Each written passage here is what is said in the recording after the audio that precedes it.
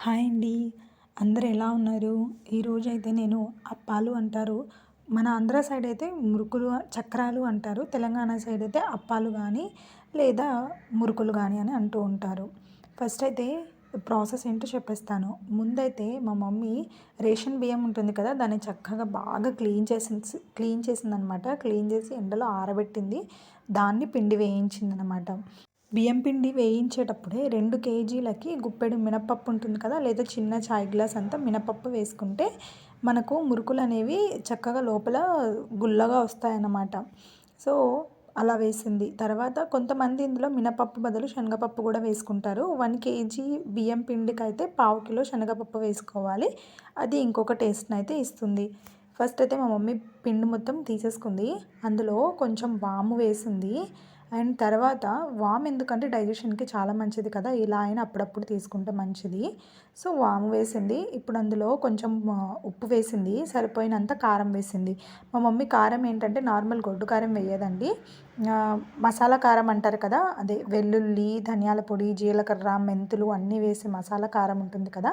ఆ కారం యూజ్ చేసుకుంది. అదంతా కలిపేసాక అందులో కొంచెము ఆయిల్‌ని హీట్ చేసి వేసుకుంది. నూనె ఉంటుంది కదండీ! కొంచెము ఆయిల్ హీట్ చేసి వేసుకొని మళ్ళీ దాన్ని కూడా మొత్తం కలిపేయాలి. అలా అంతా కలిపేసాక ఇంకొక సైడ్ గిన్నెలో వేడి వాటర్ పెట్టుకుందనమాట. అలా గరిటెతో కొంచెం కొంచెం వేసుకుంటూ పిండిని కలుపుకుంటూ ఉండాలనమాట.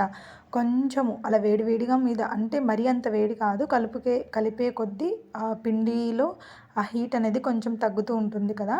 సో, మా మమ్మీ కలపలేకపోయింది. నేను వీడియో తీస్తూ కలపలేను కాబట్టి ఈ వీడియోనైతే ఇక్కడ కొంచెము రీల్ అయితే వీడియో అయితే స్కిప్ అయ్యి ఉంటుంది. మొత్తం చక్కగా కలిపేసుకొని ముద్దల్లాగా చేసుకోవాలి.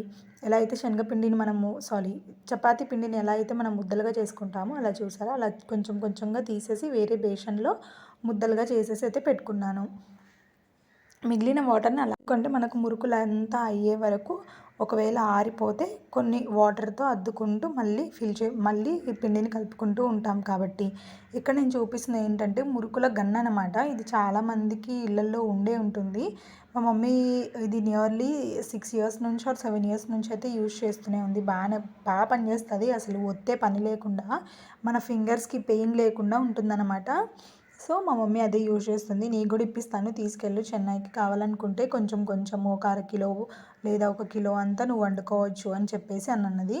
అది నేను చూపిస్తున్నాను. దీని ప్రాసెస్ ఎలా యూజ్ చేయాలో క్లియర్‌గా డబ్బా మీదనే ఉంటుందన్నమాట. ఆ ప్యాకింగ్ మీదనే ఉంటుంది. ఇక్కడైతే పెద్ద స్టవ్ పెట్టేశాను. లోపల వేడి ఎక్కువ అయిపోద్ది కదా అని చెప్పేసి బయట స్టెప్స్ మీద అలా ఫిక్స్ చేశానన్నమాట స్టవ్. కొద్దిసేపటికే కాబట్టి సిలిండర్ అలా పెట్టుకోవచ్చు. డైలీ యూసేజ్‌కి మాత్రం అలా పెట్టకండి. సో, మా మమ్మీ అలా చక్కగా లోపల ఫిల్ చేస్తూ వస్తుందన్నమాట.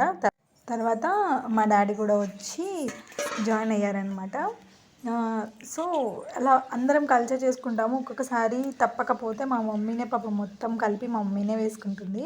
ఇప్పుడు నేను ఉన్నాను కదా! కొంచెము ఊరికి అంటే ఇక్కడ పాప ఉంటుంది కదండీ! ఇక్కడ చెన్నైలో చెప్పాను కదా! నాకు కొంచెము పిండి మనకు శనగపిండిలాగా అనిపియదు. కొంచెం డిఫరెంట్‌గా అనిపిస్తుందనమాట. పుట్నాల పిండితో వేసినట్టులాగా అనిపిస్తుందనమాట. ఇక్కడ మురుకులు నాకు అంతగా నచ్చవు. ఊరు నుంచి తెచ్చుకుంటాను. ఇక్కడ అసలు కొనను కూడా. బయట ఫుడ్ కొంచెం తక్కువ అసలు చాలా దొరకవు కూడా. మనకు దొరికినవి కూడా ఇక్కడ మనకు తినబుద్ధి కాదనమాట. మనకు ఆంధ్ర, తెలంగాణ సైడ్‌లో ఉన్నంతగా అనిపియదు. సో, ఇక్కడ నుంచి తీసుకెళ్ళు. నువ్వు అక్కడ ఎలాగో లేవు, దొరకట్లేదు అంటున్నావు కదా అని చెప్పేసి మా మమ్మీ పాపము ఖర్జూరాలు, మురుకులు, చెక్కలు చేసింది. అరిసెలకైతే మా మమ్మీకి పాకం సరిగ్గా రాదండి. లేకపోతే అరిసెలు కూడా చేసేది. మా పిన్నికైతే అరిసెల పాకం బాగా వచ్చనమాట. ఇక్కడ మా మమ్మీ ఫిల్ చేసి పెడుతుంటే నేను దాంట్లో గన్లో పెట్టి వేసేస్తున్నాను అనమాట. మా డాడీ కూడా హెల్ప్ చేస్తారు. డాడీ మా మమ్మీకి వీలైనంత వరకు కిచెన్లో హెల్ప్ చేస్తారు. మా డాడీ చేసిన చికెన్ బిర్యానీ నాకు చాలా ఇష్టము. ఇలా మీ డాడీ కూడా హెల్ప్